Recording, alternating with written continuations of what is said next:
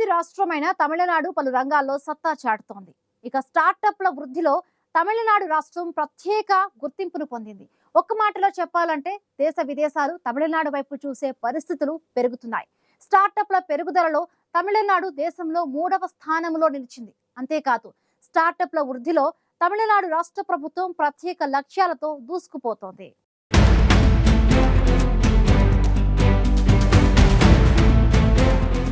దేశంలో శరవేగంగా అభివృద్ధి చెందుతున్న రాష్ట్రాల్లో తమిళనాడు కూడా ఒకటి. పలు రంగాల్లో తమిళనాడు సత్తా చాటుతోంది.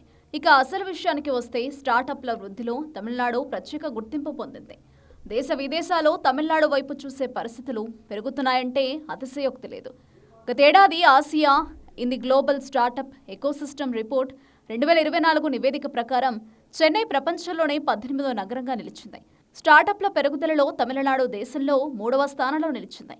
అందుకు తగ్గట్లే తమిళనాడు రాష్ట్ర ప్రభుత్వం ప్రత్యేక లక్ష్యాలతో దూసుకుపోతోంది. కేంద్ర ప్రభుత్వం చేత గుర్తింపు పొందేలా 15,000 స్టార్టప్లకు చేరుకోవాలని 2028ని లక్ష్యంగా నిర్ణయించుకుంది. వచ్చే 7 ఏళ్లలో ప్రపంచంలోనే ఉత్తమమైన 20 స్టార్టప్ హబ్లలో తమిళనాడు ఒకటిగా నిలవాలని తహతహలాడుతోంది. రాష్ట్రంలో అంకురాల్ని క్రమంగా పెంచుకుంటూ తమిళనాడు రాష్ట్ర జీడీపీని పరుగులు పెట్టించాలని ప్రభుత్వం భావిస్తోంది. తమిళనాడులో ద్వితీయ, తృతీయ శ్రేణి నగరాలకు స్టార్టప్లను విస్తరించాలని రాష్ట్ర ప్రభుత్వం భావిస్తోంది. 2024-25లో చెన్నైలోనే కాక ఇతర ప్రధాన నగరాల్లోనూ స్టార్టప్లు పెంచాలని ఉద్దేశంతో రీజనల్ హబ్ను తెచ్చింది ప్రభుత్వం. అందులో భాగంగా స్టార్టప్లను కోయంబత్తూరు, తిరుచిలలో మొదలుపెట్టి ఇప్పుడు వాటిని 10 రీజియన్లకు పెంచారు.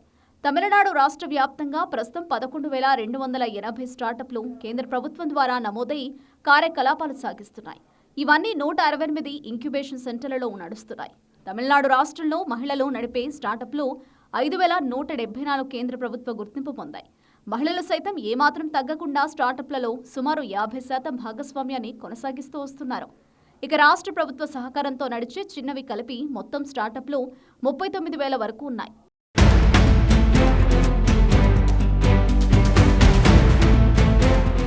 తమిళనాడులో స్టార్టప్లు వృద్ధి చెందడంతో పాటు విభిన్న రంగాల్లో దూసుకుపోతున్నాయి. ప్రస్తుతం 30 రంగాల్లో స్టార్టప్లు సేవలందిస్తున్నట్లు స్టార్టప్ పెన్ అధికారులు వెల్లడించారు. తాజాగా ఏఐ, VR ఇతరత్రా వినూత్న మార్గాల్లోనూ సేవలందించే స్టార్టప్లు బాగా పెరిగాయి.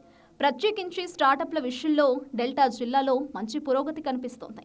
2021 నాటికి తిరుచిలో 76, తంజావూరులో 32 స్టార్టప్లు ఉండేవి. కానీ ఇప్పుడు తిరుచిలో 396 స్టార్టప్లు, తంజావూరులో 271 స్టార్టప్లు పెరిగాయి. తిరుచిలో 5.2 రెట్లకు పైగా, తంజావూరులో 8.4 రెట్లకు పైగా వృద్ధి సాధించాయి. ప్రధానంగా 3D మోడలింగ్, VR, వ్యవసాయ రంగాల నేపథ్య స్టార్టప్లు పెరుగుతున్నాయి.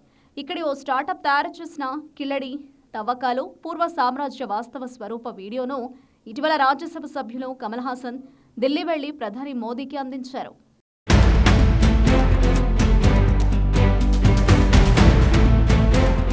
తమిళనాడులో స్టార్టప్ల వృద్ధికి రాష్ట్ర ప్రభుత్వం అందిస్తున్న ప్రోత్సాహకాలే ప్రధాన కారణం. ప్రభుత్వం స్టార్టప్లకు అందించే ప్రోత్సాహకాలు, స్టార్టప్ ఘనతలు చూసి యువత ముందుకొస్తున్నారంటే అతిశయోక్తి లేదు.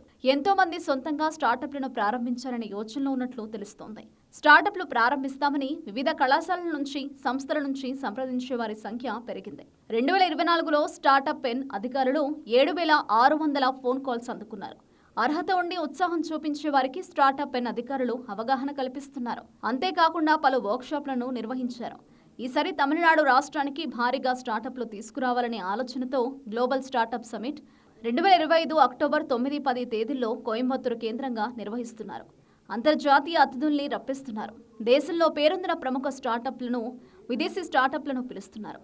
US, Russia, Singapore, Korea, Austria తదితర దేశాల నుంచి ప్రాతినిధ్యం ఉంది. గూగుల్ నుంచి ప్రముఖులు వస్తున్నారంటే దానికి తమిళనాడులో స్టార్టప్లకు ఉన్న డిమాండే నిదర్శనం.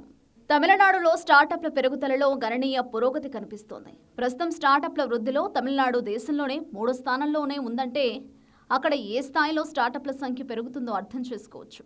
గత కొన్నేళ్లలోనే స్టార్టప్ల సంఖ్య భారీగా పెరగడం తమిళనాడును స్టార్టప్లలో అగ్రస్థానంలో ఉంచింది. తమిళనాడులో స్టార్టప్లను స్థాపించేందుకు మహిళలు సైతం ఆసక్తిని చూపిస్తున్నారు. అంతేకాదు రాష్ట్రానికి స్టార్టప్లను తీసుకురావాలనే ఆలోచనతో ఏడాది అక్టోబర్లో నిర్వహించనున్న వర్క్షాప్ తర్వాత తమిళనాడులో వీటి సంఖ్య మరింతగా పెరిగే అవకాశం లేకపోలేదు. తమిళనాడులో స్టార్టప్ల ఏర్పాటుకు, ప్రభుత్వ ప్రోత్సాహకాలకు తోడు స్టార్టప్ల స్థాపనకు యువతకున్న ఆసక్తి కారణంగా వీటి సంఖ్య అంతకంతకు పెరుగుతోంది. స్టార్టప్ల విషయంలో తమిళనాడు ఇలాగే దూకుడు కొనసాగిస్తే త్వరలోనే దేశంలోనే మొదటి స్థానంలోకి వచ్చే అవకాశం లేకపోలేదని అభిప్రాయాలు వ్యక్తమవుతున్నాయి.